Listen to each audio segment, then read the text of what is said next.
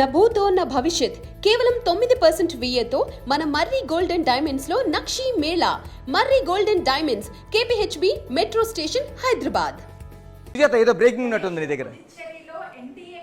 విజయం సాధించింది ఇప్పుడే అఫీషియల్ గా అందినటువంటి ఇన్ఫర్మేషన్. ఓ బిగ్ బ్రేకింగ్ లా మనం చూడాలి. పుదుచ్చేరిలో అంటే మొదటి 5 రాష్ట్రాల్లో విజయం సాధించిన దీంట్లో రాష్ట్రాల్లోన పుదుచ్చేరిలోన మనకి కీలకంగా మనకు కనిపిస్తోంది. బిగ్ బ్రేకింగ్ మనకు కనిపిస్తోంది. ఒక పర్సన్ విన్ అయ్యాడు అన్ని రౌండ్స్ లో కలిపి. ఇటు ఎన్డీఏకి సంబంధించి అంటే మొట్టమొదటి ఫలితంలోన వచ్చిన దాంట్లోన ఓకే రాష్ట్రంలో జరిగిన ఎన్నికలకు సంబంధించి ఒక నియోజకవర్గానికి సంబంధించి మొట్టమొదటి ఎన్నిక మనకు కనిపిస్తుంది. రంగస్వామి సీఎం అభ్యర్థి రంగస్వామినే విజయం సాధించాడు. రంగస్వామి విజయాన్ని మనం చూస్తే దేశ చరిత్రలోనే 41 ఓట్ల ఆధిక్యం, దేశ చరిత్రలోనే ఒక అతిపెద్ద విన్నింగ్ చూడాలి. ఎందుకంటే రంగస్వామి విజయం అనేది తట్టంచావిడియా నుంచి మరొక సీఎం అభ్యర్థి కూడా పోటీ చేశాడు. అంటే ఇక్కడ వైద్యలింగం ఆల్రెడీ ఓడిపోయాడు, ఇక్కడ గెలిచింది రంగస్వామి. అంటే ఇతనే సీఎం అభ్యర్థి. ఒక్క చోటనే ఈసారి పోటీ చేశారు కాబట్టి సో ఇదొక బిగ్ బ్రేకింగ్ న్యూస్ గా కూడా చెప్పుకోవచ్చు.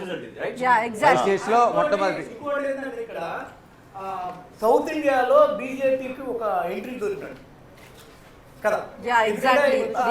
అవును, సౌత్ ఇండియాలో ఇప్పుడు కేరళ అంటే 5 రాష్ట్రాలకు సంబంధించి దాని తోడు ఇప్పుడు 4వ రాష్ట్రంగా అయింది ఏది దేశంలోనే కాంగ్రెస్కి. ఇప్పుడు కేరళలో రావడంతో 3 అయింది. సౌత్ ఇండియాలో కాంగ్రెస్ బలపడుతోంది. అలాంటి బలపడుతున్న ఈ సౌత్ ఇండియాలో చిన్నగా నిదానంగా అటు నుంచి దూసుకొని వస్తుంది. ఒక చిన్న ఎంట్రీ దొరికింది బీజేపీకి.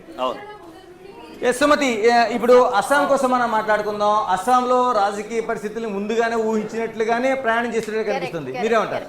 అస్సాంలో ఇప్పుడు గత 10 ఏళ్ల నుంచి కాంగ్రెస్ అసలు అధికారం లేదు, దూరంగానే ఉంది. ఈసారి గొగోయిని పెట్టడానికి కూడా అక్కడ హైరార్ ఏదైతే మనకు పాతకాలం నుంచి వస్తున్న ఆ హెరిడిటరీని క్యారీ చేయడానికంటూ ఒక మంచి క్యాండిడేట్ ని కోల్పోయింది ఇక్కడ కాంగ్రెస్. వాళ్ళు పోస్ట్ మార్టం చేసుకుంటే శర్మ ఒక మంచి క్యాండిడేట్, కానీ ఈ హైరార్కీలో వచ్చిన బేసిస్ తోటి పక్క దొరకడంతో ఒక బీజేపీ ఎన్కాష్ చేసుకుంది. అండ్ బీజేపీ చాలా చక్కగా పోర్ట్రే చేసింది.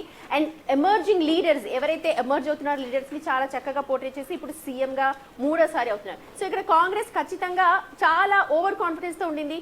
అండ్ మైనారిటీ అని చెప్పి ఒక ముద్ర పడిపోయింది ఇక్కడ కాంగ్రెస్ కి. ఎందుకంటే ముస్లిం ఫేవర్ గా చేస్తుంది, ముస్లిం పార్టీగానే దాన్ని అక్కడ చెప్తూ ఉంటారు అస్సాంలో. సో దాన్ని బ్రేక్ చేయడంలో బీజేపీ సక్సెస్ అయింది. ఇక్కడ బంగ్లాదేశ్ నుంచి వస్తున్న ముస్లిమ్స్ వేరు, మన దగ్గర ఒరిజినల్ గా ఉన్న ముస్లిమ్స్ వేరు. ఆ భావనని చాలా క్లియర్ కట్ గా తీసుకొచ్చింది.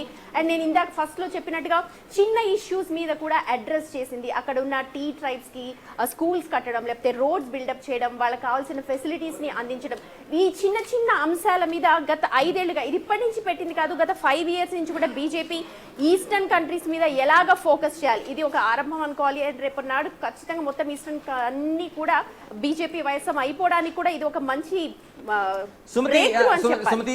కేవలం అభివృద్ధి కాకుండా ఈ మధ్య కాలంలో ఈశాన్య రాష్ట్రాల్లో జరిగిన ఏదైతే అది పోరు కావచ్చు, అంటే హిందూ వర్సెస్ జరుగుతున్న ఇది కావచ్చు, ఇన్ని ఫ్యాక్టర్ అంతా బీజేపీకి ఎంతవరకు కలిసి వచ్చింది అనుకోవాలి?